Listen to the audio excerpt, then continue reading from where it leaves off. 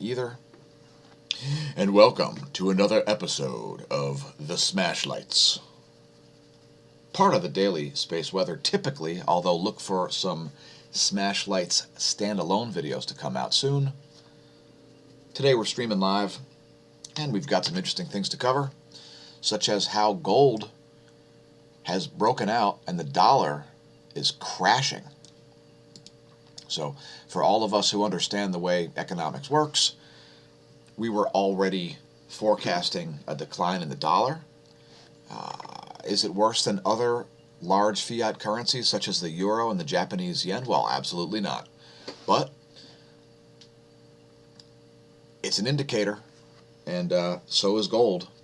And when you see the dollar crashing, you typically see gold rising. It's not particularly mysterious to people like Peter Schiff, for instance. So it's what you would call a safe haven,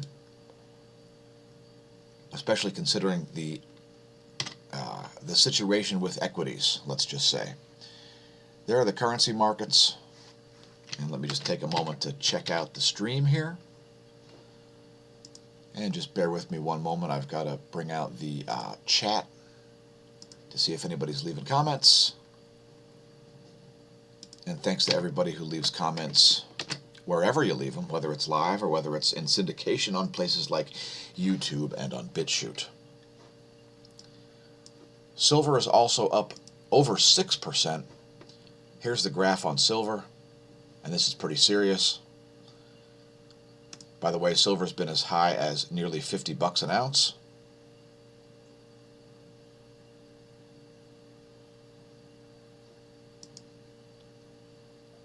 Currently at $24.25 per ounce. If you notice, we were citing the silver price when it was down here below $12 an ounce. Please leave a comment if you remember us talking about silver for the last couple of years on the channel.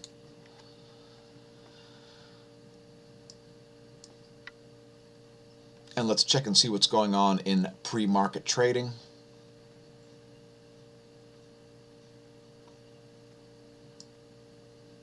I thought there was a pre-market section. Oh, there we go. There's a...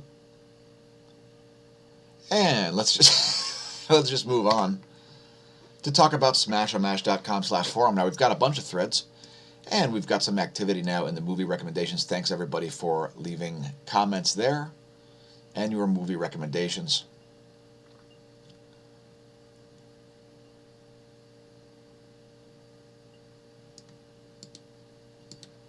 And I'll just let this scroll down and let people's posts speak for themselves. Now, Eugene Bagashov stated that his favorite horror flick is Event Horizon from 1997. Some pics from Kimberly as well as Nebo J.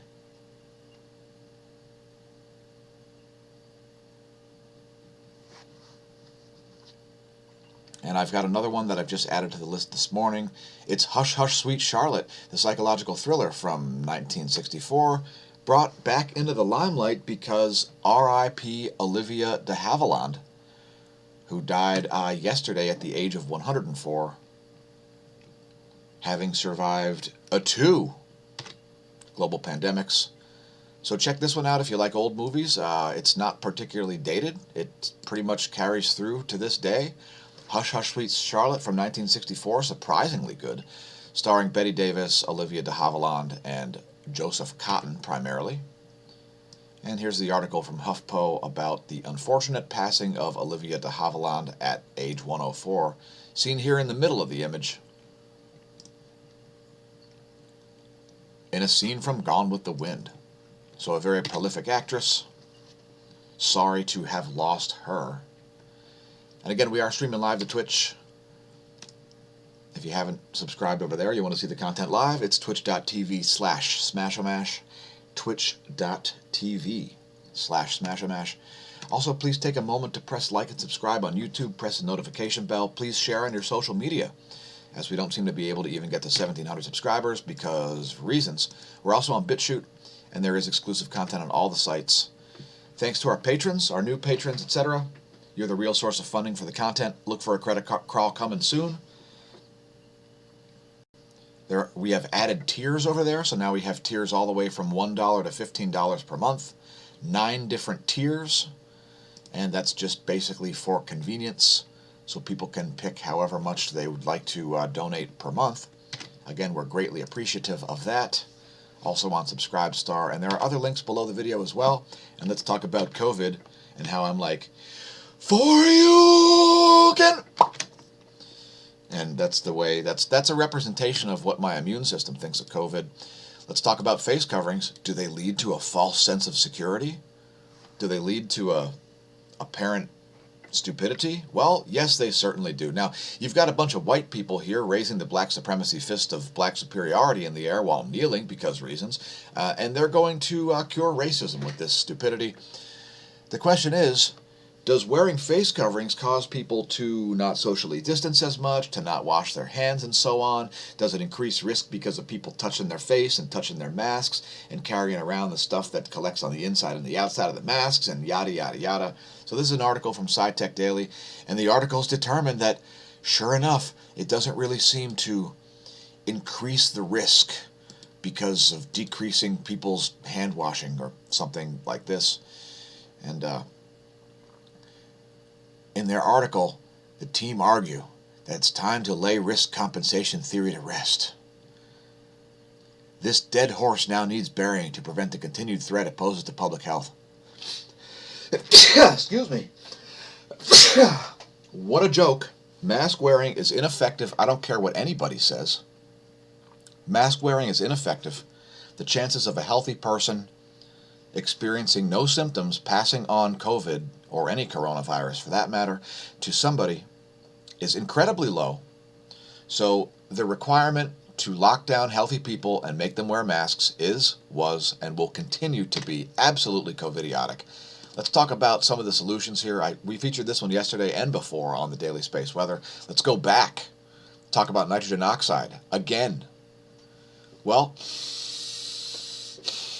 don't forget to breathe through your nose, folks. And it goes very, very deep, as you can increase your blood oxygen levels by 10 to 15% simply by breathing through your nose as opposed to breathing through your mouth.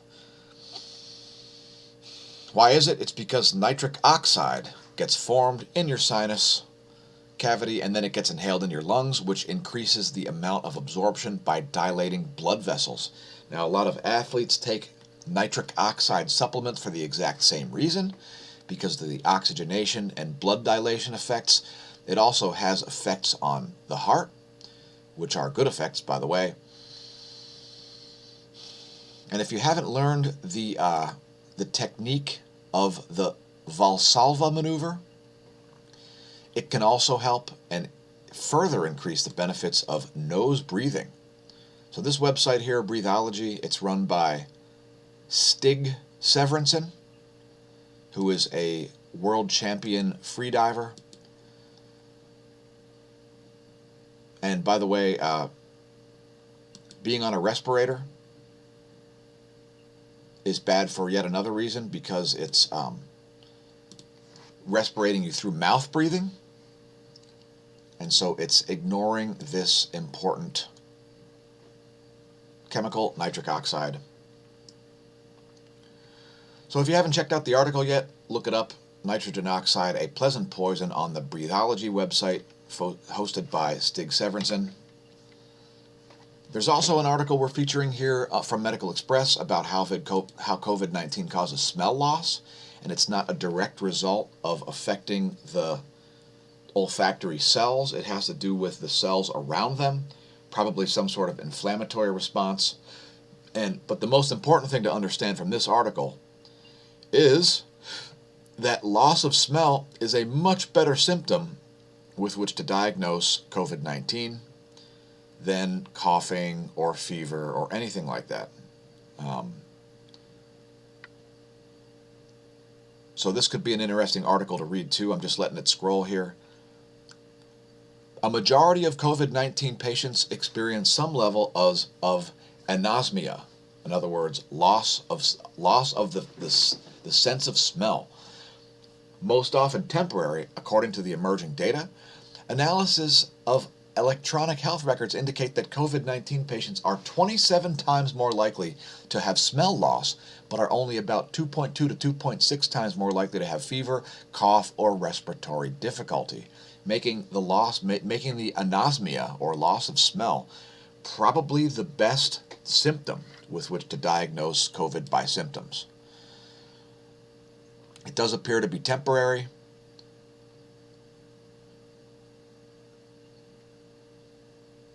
And the article goes on to talk about which genes are involved and so on.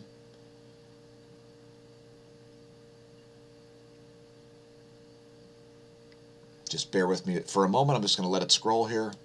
They're not exactly sure what the changes to the system are, but it appears to not be affecting the cells directly, but more the support cells that allow your olfactory cells to function.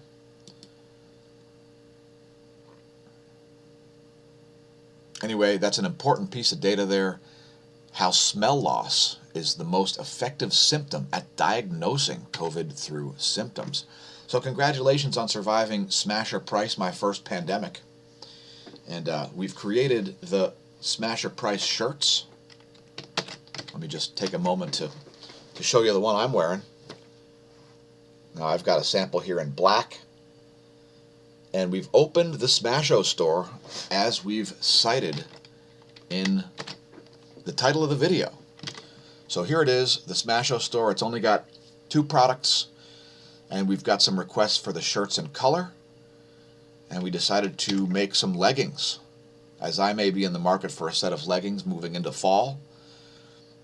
So we've offered the leggings in purple, gold, black, and red.